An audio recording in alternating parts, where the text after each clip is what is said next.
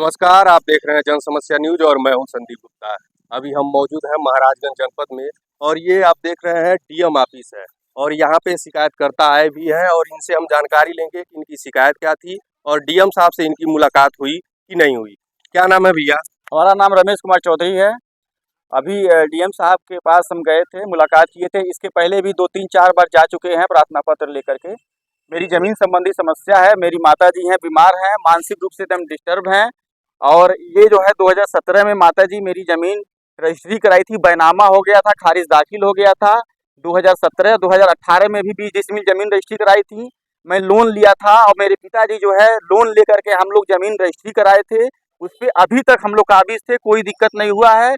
लेकिन अभी 2025 में 2023 में एक हैं महंत जो अपने आप को माननीय मुख्यमंत्री जी के सहयोगी बताते हैं और कहते हैं कि मैं ही मुख्यमंत्री हूं और पूरा जो है अपना गेरुआ वस्त्र पहन करके और मेरे खेत में आकर के ज़बरदस्ती कब्जा कर लेते हैं। और अगर हम लोग किसी तरह से दबाव बनाते हैं, नहीं मेरी ज़मीन है, मैं बैनामा कराया हूँ, तो रात बिरात जाकर किसी से दवाई डलवा देते हैं या स्वतः जाकर के रात में दवाई डाल करके फसल को नष्ट कर देते हैं। मेरी माता जी एकदम बिल्कुल मानसिक रूप से एकदम परेशान हो चुकी हैं।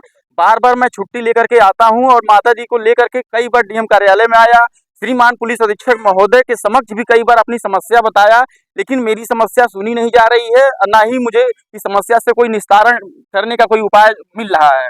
महंत जी का नाम क्या है और आप लोग रहने वाले कहाँ के हैं? मैं रहने वाला हूँ पखड़ी नवनिया का, जो सदर कोतवाली में पड़ता है, जनपद महाराजगंज। और महंत जी जो है वो संतोष नाथ पांडे सेमराना मठ के मठाधीश बताते हैं। वहाँ भी उनका कई प्रकरण है, कई बार वहाँ पे भी जो है जमीनी संबंधी विवाद में लेकर के वो फंसा रखे हैं।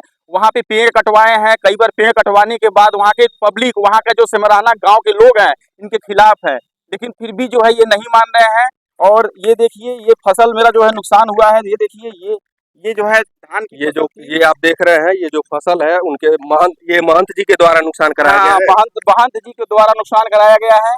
और ये देखिए ये गेहूं मसूर का जो है हमने काश्त किया था, गेहूं मसूर की फसल भी उन्होंने दवा डाल के जला दिया है, जिसके संबंध में कोतवाली और श्रीमान पुलिस अधीक्षक महोदय को कई बार मैंने एप्लीकेशन दिया, लेकिन ना ही कोई अभियोग पंजीकृत हुआ और ना ही उक्त के विरुद्ध कोई कार्रवाई हुई, जिसका मनोबल उनका काफी बढ़ता चला जा रहा है। आपका जहाँ जमीन है ये महंत जी का भी जमीन है क्या उसमें? हाँ, ये महंत जी हमारे बगल में लिए हैं और अपनी चौहद्दी में हमको बगल में दिखाए भी हैं कि मैं पहले से काबिज हूँ, क्योंकि मेरा रजिस्ट्री पहले का है 2017-18 में और उनकी रजिस्ट्री 2019 में है। और वो जब रजिस्ट्री कराए हैं तो बगल में हमको दिखाए भी हैं, फिर भी मेरी ही जमीन को वो कब्जा करना चाह रहे हैं। डीएम साहब को आप एप्लीकेशन ज्ञापन सौंपे हैं तो क्या बोले हैं डीएम साहब? श्रीमान जिलाधिकारी महोदय द्वारा बताया गया है कि ठीक है, इस प्रकरण की जांच होगी।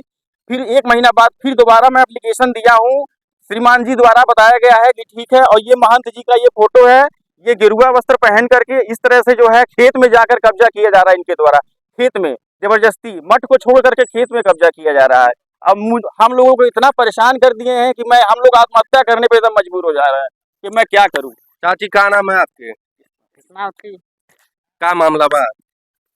मामला हुआ खेते बाड़ी के बाद। खेते के बाद तो डीएम साहब से मुलाकात भइल आपके? भइल है तो का उम्मीद लगा था डीएम साहब से न्याय मिली कि नहीं? क्या नाम है चाचा जी? वीरेंद्र कनौजिया। कब से ये मामला चलता है? ये 2023-24 से चल रहा है, 24-25 से। डीएम साहब से मुलाकात भइल है? हाँ, मुलाकात हुआ था। का आश्वासन मिलल है? आश्वासन तो कहे हैं कि मतलब हो जाएगा, देखिए क्या करते। उम्मीद है आपको न्याय मिलेगा? अब उम्मीद तो है, न्याय दे देंगे तो अच्छा ही है, नहीं तो हम लोग आत्महत्या करने के लिए तैयार। डीएम साहब आशा करते हैं कि जो पीड़ित आपको ज्ञापन सौंपे हैं तो कहीं न कहीं ये आपसे संतुष्ट होंगे। बने रहिए हमारे साथ। संदीप गुप्ता, महाराजगंज से।